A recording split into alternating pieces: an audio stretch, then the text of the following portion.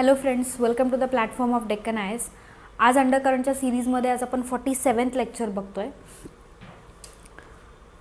तर आजचा जो काही आपल्या डिस्कशनचा टॉपिक आहे, तर एक रिपोर्ट जो पब्लिश झाला होता जो सांगतो की जे काही क्लायमेट रिस्क आहे, ठीक आहे, climate risk index for marine life. तर मरीन लाईफ म्हणजे जे काही ॲक्वॅटिक लाईफ आहे तर त्याला किती थ्रेट आहे.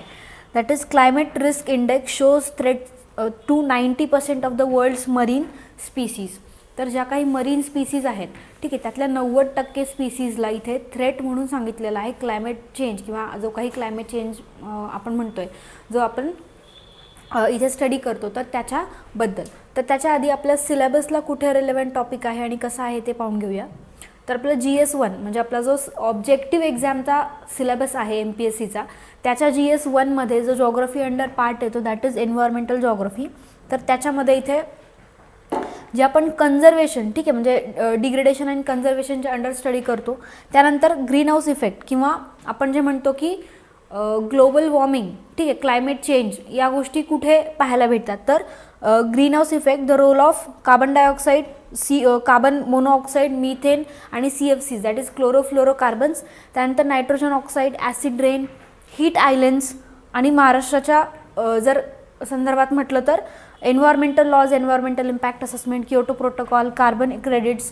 तर या सगळ्या कन्सेप्ट ज्या आहेत त्या क्लायमेट चेंजशी किंवा जो काही ग्लोबल वॉर्मिंगचा कन्सेप्ट आहे तर त्याच्याशी रिलेटेड आहेत. तर हा जो काही युनिट आहे 2.6, तर त्या युनिटमध्ये हा जो काही टॉपिक आहे तो रेलेव्हंट आहे. तर ही स्टडी काय सांगते पाहूया. तर we study a new publish title that is climate risk index for marine life. Marine म्हणजे जे काही ॲक्वॅटिक लाईफ आहे, ठीक आहे, तर तिथे राहणारे जे काही फ्लोरा फौना आहे तर त्यांच्यापैकी 90% वर्ल्ड वाईड जो काही फ्लोरा फौना आहे तर त्याला काय इथे क्लायमेट चेंजची रिस्क आहे. तर हे सांगितलेलं आहे which captures the climate risk nearly 25,000 marine species and their ecosystems. तर इकोसिस्टम ज्या एन्व्हायरमेंटमध्ये आपण राहतो, ज्याच्यासोबत आपण रोज इंटरॅक्ट करतो, तर अशा इकोसिस्टममध्ये जे काही स्पीसीज आहेत तर त्यांना क्लायमेट चेंजचा थ्रेट आहे. That is this new index lays the ground work for supporting climate smart approach to imagining and conserving the marine life. तर मरीन लाईफ किंवा मरीन फ्लोराफोना जो आहे तो तितकाच इम्पॉर्टंट आहे जो की टेरिस्ट्रियल फ्लोराफोना आहे. कारण का की आपण ब्लू इकॉनॉमी म्हणजे जी आपली ब्लू इकॉनॉमी आहे टोटली आपण त्याच्यावरती या मरीन ॲक्वॅटिक लाईफवरती किंवा मरीन लाईफवरतीच आपण डिपेंड आहोत, ठीक आहे. तर अशा वेळेला आपल्याला जो काही रिपोर्ट आहे त्याच्यातनं आपल्याला सपोर्टिव्ह आणि एक सजेस्टिव्ह मेजर्स दिले जातात जेणेकरून की आपला जो काही अप्रोच आहे म्हणजे आपण एखाद्या गोष्टीकडे पाहायचा अप्रोच असतो, तर या रिपोर्टनी आपल्याला सांगितलेलं आहे की आपला जो काही अप्रोच आहे तो स्मार्ट अप्रोच करून आपण यांच्या सर्वायवलसाठी, कन्झर्वेशनसाठी आणि सस्टेनेबल यूथसाठी आपण काय केलं पाहिजे, एक स्मार्ट अप्रोच इथे घेतला पाहिजे जेणेकरून की managing and conserving the marine life म्हणजे जे काही मरीन लाईफ आहे त्याचं मॅनेजमेंट प्लस त्याचं कन्झर्वेशन आपल्याला काय करता येईल, एका प्रॉपर वेनी करता येईल. तर फाइंडिंग्स काय आहेत या रिपोर्टचे.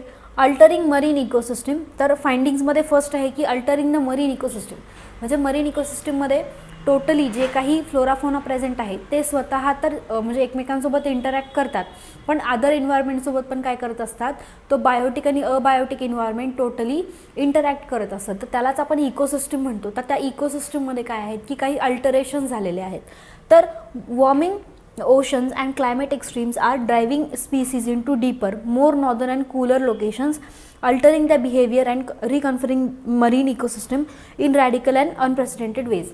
तर जे काही ट्रॉपिकल रिजन्स आहेत तिथे काय झालेलं आहे की तिथे टेम्परेचर राईज म्हणजे वॉर्मिंग म्हणजे आपण म्हणतो की ओशनचं सी लेवल राईज होत आहे, ठीक आहे. त्याच्यानंतर काय की ग्लोबल वॉर्मिंगमुळे जे काही टेम्परेचर आहे ते राईज होत आहे ट्रॉपिकल रिजनमुळे.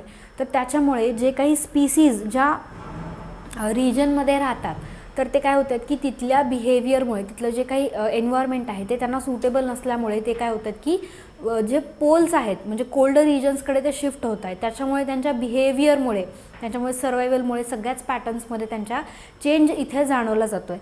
तर they move to the northern and cooler locations altering their behaviour. तर बिहेवियरमध्ये सुद्धा काय होत आहे त्यांच्या अल्टरिंग होत आहे जेणेकरून की त्या जे काही ट्रॉपिकल रिजन्स आहेत तिथून ते जेव्हा पोल्सकडे शिफ्ट होतात किंवा मायग्रेट होतात आहे तर त्यांच्या ॲडॅप्टेशन्सची जी काही प्रोसेस आहे ती पण काय होते इथे इन्क्रीज झालेली आहे. तर त्याच्यानंतर high emission scenario, the global average annual ocean temperature will increase by 3 to 5 degree Celsius by 2100. That is येत्या काही वर्षामध्ये काय होणार आहे की इथे जे काही आपलं टेम्परेचर आहे वॉर्मिंग ग्लोबल टेम्परेचर तर ते 3 to 5 डिग्री सेल्सिअसनी इन्क्रीज होणार आहे. कारण तितक्याच आपण काय म्हणतो आपण बघतोय की पोल्युशनच्या लेवल्स ज्या आहेत त्या इथे इन्क्रीज होत चालल्या आहेत. Under this scenario almost 90% of the 25,000 species are at a high or critical climate risk. तर ज्या काही स्पीसीज आहेत त्यातल्या 90% स्पीसीजला या टेम्परेचर राईजमुळे काय होत आहे की इथे 90% ऑफ स्पीसीजला इथे थ्रेट आहे, म्हणजे धोका आहे. त्याच्यामुळे काय आहे की यांच्या बिहेवियरमध्ये आपण चेंजेस पाहतोय. मग सगळ्या स्पीसीज ट्रॉपिकल रिजन सोडून नॉर्थ आणि साऊथ त्या कूलर रिजन्सकडे काय होत आहेत शिफ्ट होत आहे. जर तिथलं पण टेम्परेचर वाढत असेल येत्या काही वर्षांमध्ये ते पण 3 ते 5 डिग्री सेल्सिअसनी तर it is a very critical climate risk किंवा हाय क्लायमेट रिस्क त्या स्पीसीजसाठी आपण म्हणू शकतो. त्यानंतर the average species at the risk across 85% of its geographical range. म्हणजे आपण जॉग्राफिक रेंज म्हणतो की एका सर्टन एरियामध्ये एका सर्टन टाईपच्या स्पीसीजच तिथे भेटतात, तर दॅट इज जॉग्राफिकल एरिया किंवा त्या स्पीसीजचा. तर अशा रिजन्समध्ये सुद्धा इथे 85% ज्या काही स्पीसीज आहेत अक्रॉस द वर्ल्ड तर त्यांनासुद्धा इथे थ्रेट आहे. त्यानंतर sub tropical and tropical ecosystem. तर ट्रॉपिक्स माहिती आहेत आपल्याला, tropic of cancer, tropic of capricorn, equator ते या रिजन्समध्ये जे लाई होतात याच्या वरती आणि खाली that is tropical and sub tropical ecosystem. तर इथे काय सांगण्यात आलेलं आहे की the risk is highest in the sub tropical and tropical region ecosystem that tends the biodiversity hotspots in the seashore ecosystem that support 96% of the global fish catch. तर blue economy किंवा आपण म्हटलं की मरीन लाईफवरती आपण totally depend आहोत. तर जे काही tropical and sub tropical regions आहेत त्याच्यामध्ये जे आपली ब्लू इकॉनॉमी म्हणजे स्पेशली फिश कॅचिंगची जी इंडस्ट्री आहे ती त्याच्यावरती डिपेंड आहे. पण जे काही ग्लोबल वॉर्मिंग आहे त्याच्यामुळे काय होतं आहे की ट्रॉपिकल सब ट्रॉपिकल रिजनमधलं टेम्परेचर राईज झाल्यामुळे नियरली 96% ऑफ द जे काही फिशरी आहे तर ती 96% ऑफ द फिशरी डिस्टर्ब होत आहे. का बरं? कारण की इथे जो काही बायोडायव्हर्सिटी हॉटस्पॉट आहे ट्रॉपिकल सब ट्रॉपिकलमध्ये, कारण इथे वॉर्म वॉटर बघायला भेटतं आपल्याला आणि ते काय होतं की वॉर्म वॉटर फिशच्या ग्रोथसाठी आणि ब्रीडिंग ग्राउंड्स क्रिएट करण्यासाठी is a very good place. तर अशा वेळेला जर याच बायोडायव्हर्सिटी हॉटस्पॉट्सवरती जर टेम्परेचर राईजमुळे जर थ्रेट्स क्रिएट झाले तर नियरली 96% ऑफ द जे काही थ्रेट्स आहेत ते इथे डायरेक्टली फिश किंवा फिशिंग इंडस्ट्रीवरती आपल्याला इम्पॅक्ट त्याचा पाहायला भेटतो आहे. त्यानंतर top predators like sharks and tunas are significantly higher risk than the species further down food chain and forage fishing. तर जे काही फूड चेन किंवा फूड वेब म्हणतो मरीन लाईफची तर त्याचे टॉप प्रिडेटर्स म्हणजे शार्क्स जे आहेत तर त्यांच्यापर्यंत किंवा त्यासुद्धा या थ्रेटमध्ये इन्क्लुडेड आहे, जेणेकरून की पूर्ण जी फूड चेन आहे तर ती टोटली फूड चेन इथे काय झालेली आहे डिस्टर्ब झालेली आहे. Such predators can massively effect on the ecosystem structures and the functioning.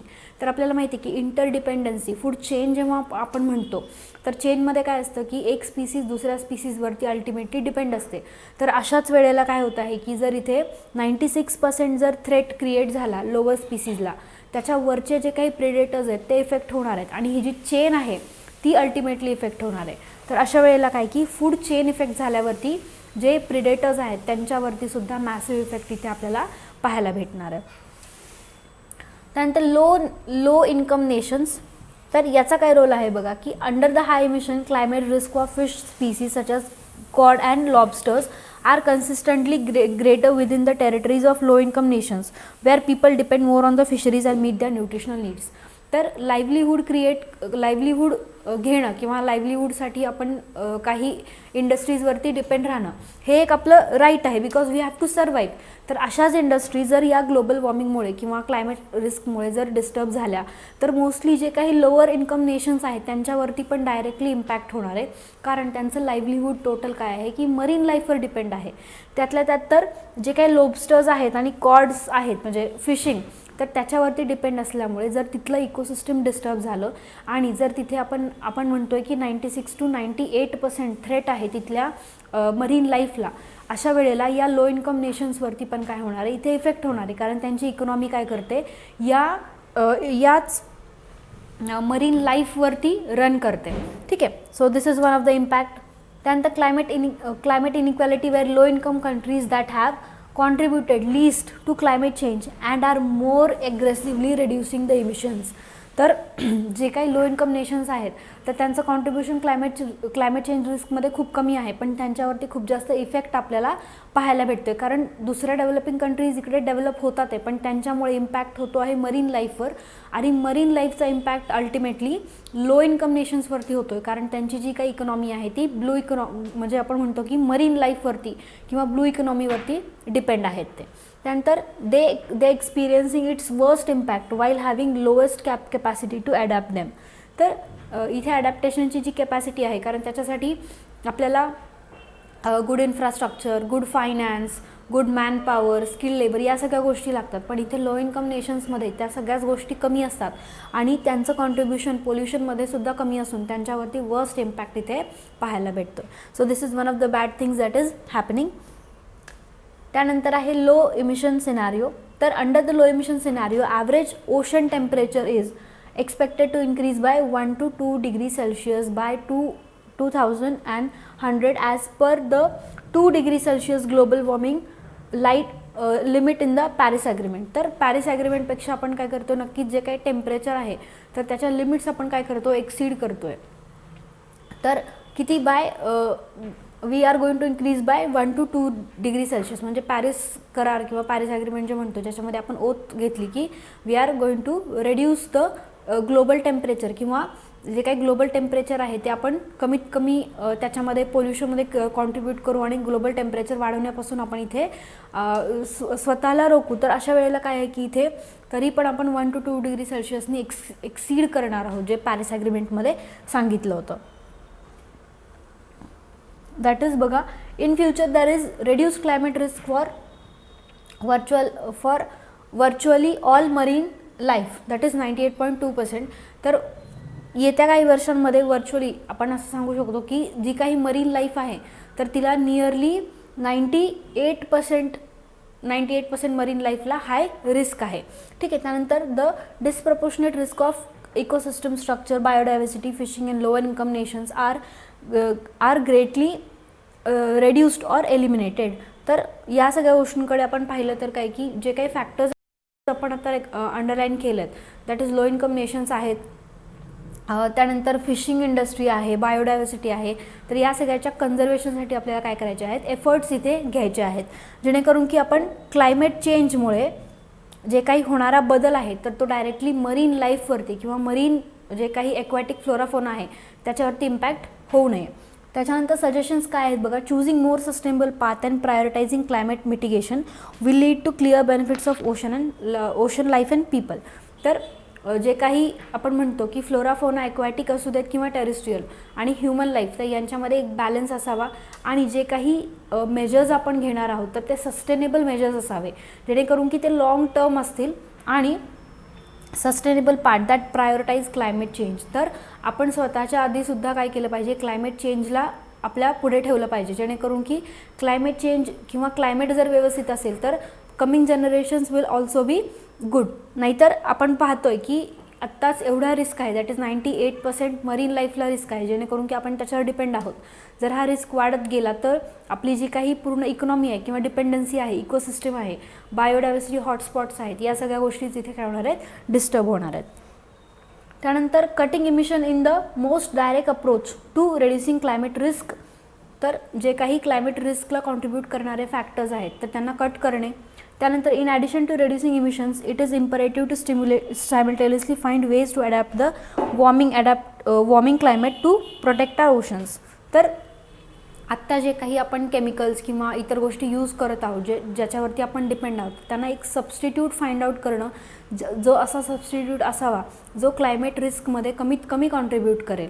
ठीक आहे. म्हणजे सस्टेनेबल पाथ प्लस एक आपण असं म्हणू शकतो की रेड्युसिंग इमिशन्समध्ये आपण काय करतोय, कॉन्ट्रीब्यूट करतोय. त्यानंतर last the thing is there is need to incorporate new methods and adapting strategies. तर नवीन मेथड्स अडॅप्ट करणे, नवीन स्ट्रॅटेजीज अडॅप्ट करायच्या आहेत. And develop capacity under resource parts of the world and carefully weigh the pros and cons of adapting measures.